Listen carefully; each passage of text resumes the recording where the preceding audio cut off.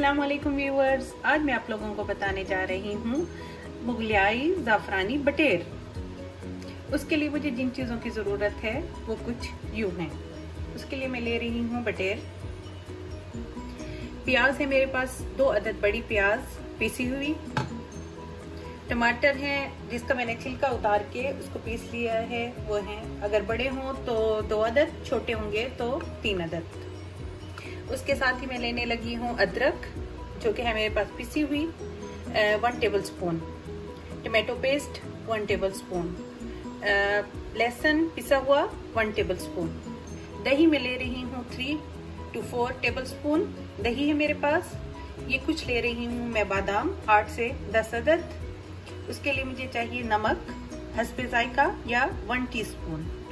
उसके लिए मैं ले रही हूँ ज़ाफ़रान जिसको मैंने गर्म पानी में भिगो लिया है, और ले रही हूँ पिसा हुआ गरम मसाला जो कि है 1 टीस्पून फुल।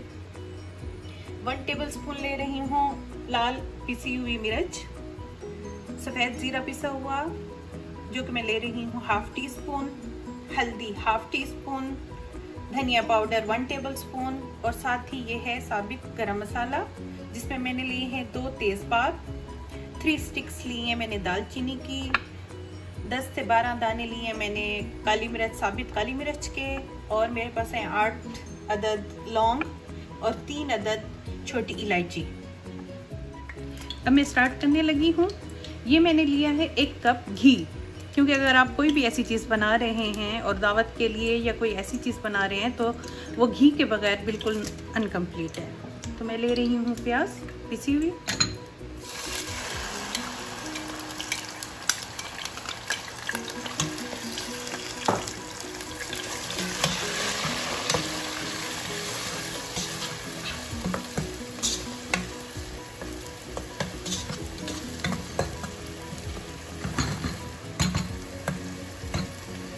इसको ऑयल में मैं पकाऊंगी इतना कि ये प्याज का पानी खुश्क हो जाए, तो फिर इसमें मैं बाकी चीज़ें ऐड करूंगी।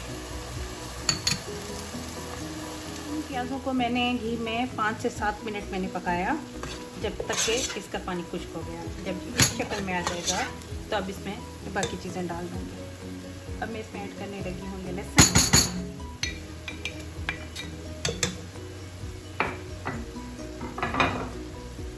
इसमें जाएंगे ये तमाम मसाले, लाल मिर्च पाउडर, ज़ीरा पाउडर, हल्दी, खुश्क धनिया पाउडर और ये साबित गरम मसाला।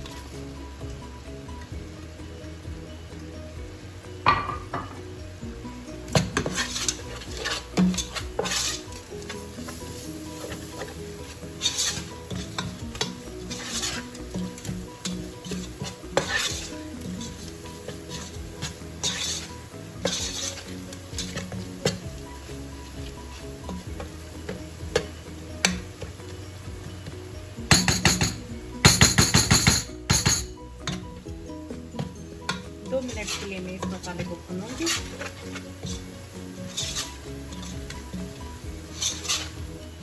अब 2 मिनट तक जब मैंने इसको भून लिया तो अब जाने लगे इसमें ये टमाटर पिसे हुए, और साथ ही में जाएगा ये नमक हस्बे जायका, आप लोगों को जितना ही पसंद हो, मैं वैसे कम ही डालती हूँ।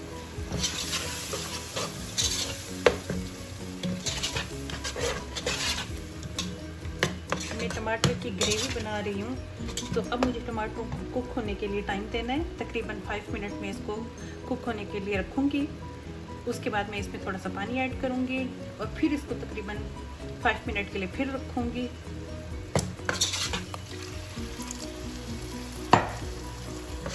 जब ये पानी खुश्क हो गया और ये ऑयल ऊपर आ गया तो अब इसमें जाने लगे हैं ये बटेर।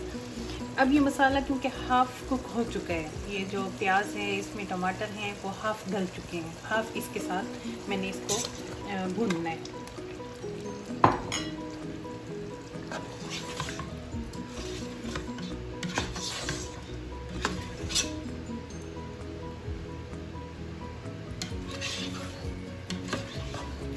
अब मैंने इसको तकरीबन 20 मिनट के लिए भूनना है।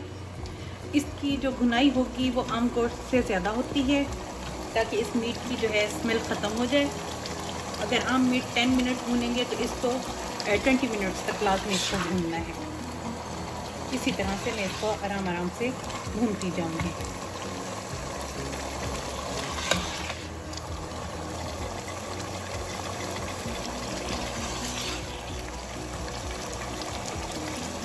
मिनट के लिए भुनने के बाद इसकी ये शक्ल होगी इस तरह से।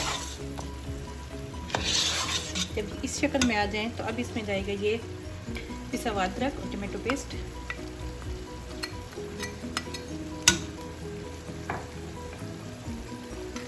और अब इसमें जाएगा दही। पहले मैं इसमें हाफ डालूंगी, फिर उसके बाद हाफ।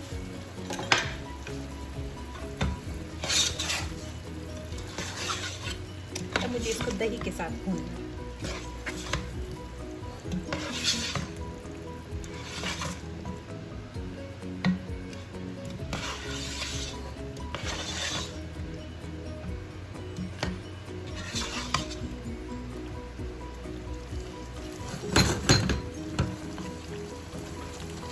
मुझे दही का पानी खुश्क करना है। जब ये पानी खुश्क हो जाएगा तो मैं इसको थोड़ा सा और पानी डाल के उनको मैं फिर से पकने के लिए रखूँगी।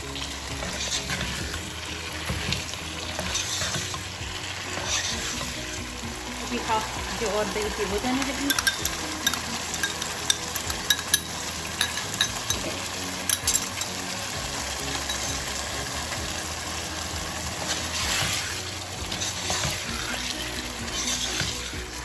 ऊपर नीचे करके इसको अच्छी तरह से भूनना है।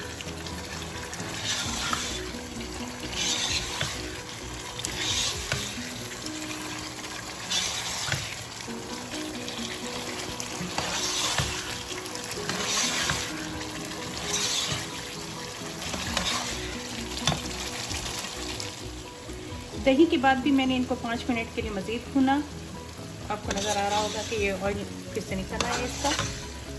और अब बादाम ऐड करती हैं। अब ये जो बटेर हैं इनको मैं 5 मिनट के लिए और कुक करूँगी, तकरीबन 1 कप पानी डाल के। और साथ ही में इसमें जाने लगा है ये ज़ाफ़रान।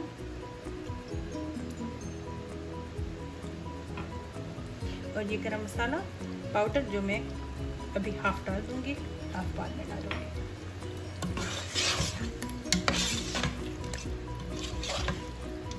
इसको मैं दम हल्की आंच पे कवर करके ना 5 मिनट के लिए रख दूँगी।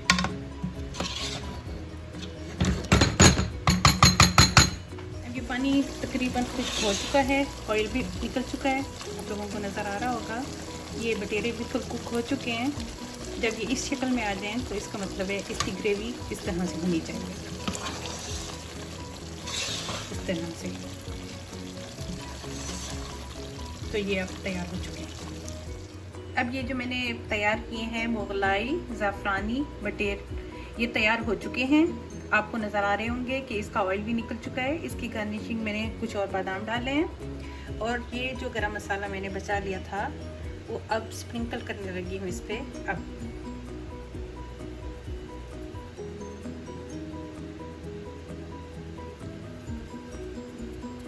इनकी मैं सर्विंग कर रही हूँ इन रोटियों के साथ। अगर आप लोगों को मेरी वीडियोस अच्छी लग रही हैं तो प्लीज़ मेरे चैनल को सब्सक्राइब करें।